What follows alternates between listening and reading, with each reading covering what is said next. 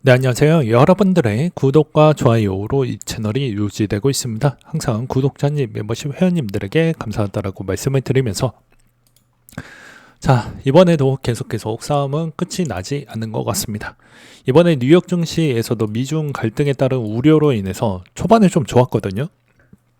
그러다가 다시 한번 좀 힘이 빠져나가는 추이를 좀 볼 수가 있는데, 그 이유가 이제 중국에서 미국산 곡물을 다시 수입을 하지 않겠다.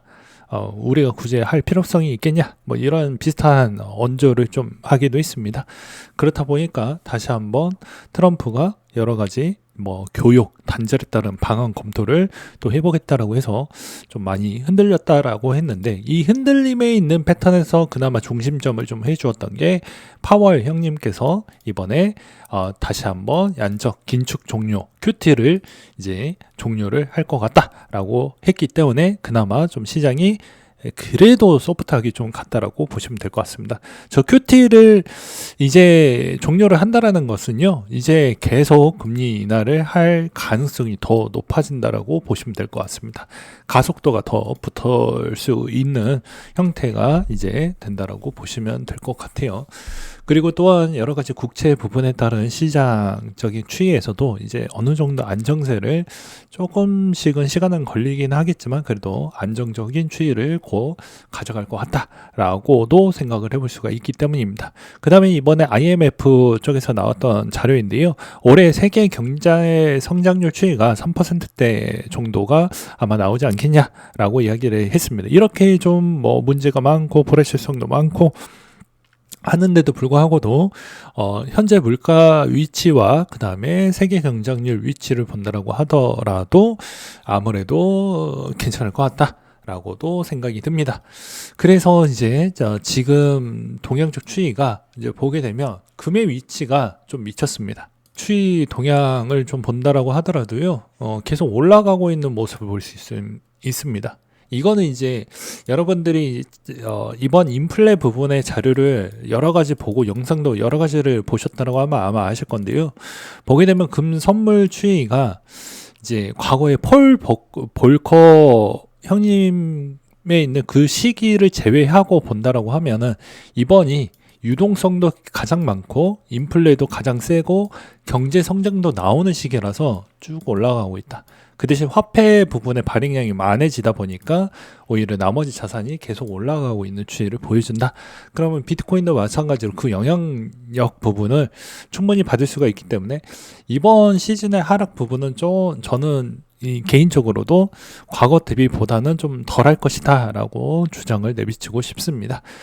그러면 이 시점에서 이제 더 좋게 볼 수 있는 포인트가 좀 있냐 라고 보았을 때는 그건 좀 이른 부분이 있다라고 생각이 드는 것 중에 하나가, 스트래티지가 이제 방향성이 좀 애매할 때 본인이 소극적으로 좀 보여주는 포인트를 좀 보였어요. 이번에도 이제 기껏 해봐야 한 220개, 260개던가요? 한 그 정도밖에 매입을 안 했기 때문에 그런 점이 좀 아쉽다. 오히려 좀 더 많이 긁었으면 방향성을 좀 더 위로 끄집어 올릴 수가 있는데 그게 좀 주도적이지 못했다라는 게 좀 아쉬웠다 라고 생각이 듭니다. 그리고 또한 이번에 스트래티지의 이제 추이에 가장 중요한 게 뭡니까? 이 MNAV입니다. MNAV가 아직도 1.2 정도가 나오지 않았기 때문에 조금은 더 매입을 들어가려고 하는 기관들이 조금은 주춤하는 추이가 나오지 않겠냐라는 저의 개인적인 생각도 또 말씀을 드리는 부분이 좀 될 것 같고요. 그 다음에 이번에 이제 이런 뭐 내용도 좀 돌고 있더라고요. 보게 되면 이번에 타코 트레이닝의 11단계라고 해가지고 트럼프가 의미심장한 글을 게시를 하고 관세 발표하고 이제 단기 매수세 유입됐다가 추가 관세 발표하고 대상국도 반응한 다음에 공식 성명 발표한 다음에 선물 가격이 상승을 하고 재무부 장관이 등장을 해서 협상 소식에 따른 중재 역할을 했다. 그리고 나서 사상 최고치 경신을 했다라는 내용이 있는데요.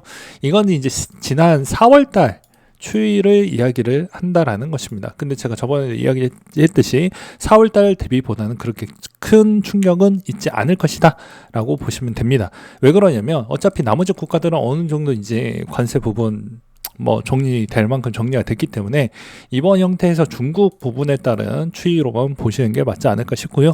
그 다음에 두 번째로는 이 레파토리가 아직 이제 좀 더 많이 남아져 있다라는 겁니다. 이제 관세 부분에 어느 정도 맞받아치고 있는 이 시점이다 보니까 지금 뭐 4단계 추이에 있다라고 보는 게 맞겠죠. 그 다음에 반응을 보고 있는 실정이기 때문에 못해도 짧게 끝나면 한 달, 그리고 여기에서도 추가적으로 이렇게 또 미 정부의 셧다운 부분도 생각보다는 또 원활하게 잘 안 가지고 있기 때문에 그것도 좀 신경을 써야 되는 시기이다. 그러니까 10월 달에 변동성이 많이 들어가는 추이인데 그래도 좀 잘 시장이 버텨주고 있는 건 아무래도 이제 미 증시가 생각보다 잘 버텨주고 있다라는 것과 그 다음에 이제 두 번째로는 비트코인도 이제 금리 인하 부분에 따른 선제적인 효과로 인해서 발표 이후에 그래도 좀 그렇게 좀 덜 밀리는 추이를 확인을 해볼 수가 있었습니다. 그 다음으로 이제 알트코인들 중에서도 회복 탄력성이 상당히 좋았던 애들이 좀 많이 있었는데요. 멘틀이 이제 좀 그 중에 하나라고 볼 수가 있을 것 같습니다. 이번에 멘틀 네트워크가 활성 주소가 전주 대비 117% 증가를 했고요. 레이어 2에서는 가장 높은 성장률을 보여주었다고 합니다. 그래서 바이빗이 밀어주고 멘틀 자체에서 성장이 잘 나오니까 회복이 좀 많이 내려갔다 회복 탄력성이 상당히 좋아졌고 솔라나 런치패드 거래량이 최저치까지 떨어졌다는 점은 좀 아쉬운 부분이라고 볼 수 있습니다. 그러니까 이번 형태에서도 이제 약간 이제 어떻게 보면 딱 나누어질 수 있는 부분이 레이어 2에서도 우리가 맨날 입으로 떠들어대는 애들과 그렇지 않은 애들을 여기서도 색출할 수가 있다는 겁니다. 그렇기 때문에 여기에서도 충분히 계속 잘 올라왔던 애들은 다 이유가 있는 거다. 이유가 없을 수가 없어요. 그렇기 때문에 그런 애들 위주가 만약에 폼이 좀 떨어진다 그러면 이렇게도 설명이 가능합니다. 폼이 떨어진다라는 거는 전체적인 시장이 안 좋아지고 있다라고도 기준점을 잡을 수가 있다라는 것이죠. 근데 초보자 입장에서는 여전히 테더에 있는 위치가 중요하다라고 보시는 게 전 맞다라고 보는 입장입니다. 테더에 있는 가격 수익을 생각보다 많이 튀어버리면 아직도 불안정인 추이가 좀 남아져 있구나. 그리고 에테나 가격 추이가 아직도 안정세를 보여주지 못했다. 지극하게 회복 탄력성이 좀 나와가지고 회복을 보여주지 않는 시점이라고 보게 되면 조금 이런 부분은 있다. 그리고 아직도 프리미엄 추이가 5% 정도가 차이가 난다라는 점이 있고 그 다음에 도미너스에 있는 위치 추이를 본다라고 하더라도 약간의 비트코인에 조금 더 좋은 포지션으로 바뀌려고 하는 아주 애매한 포지션이 있기 때문에 이런 점을 좀 조심을 하면서 알트코인을 좀 봐야 되지 않겠냐라고 말씀을 드릴 수가 있을 것 같습니다. 그래서 이번 10월 달에 좀 중요한 내용들이 좀 많이 이어지다 보니까요.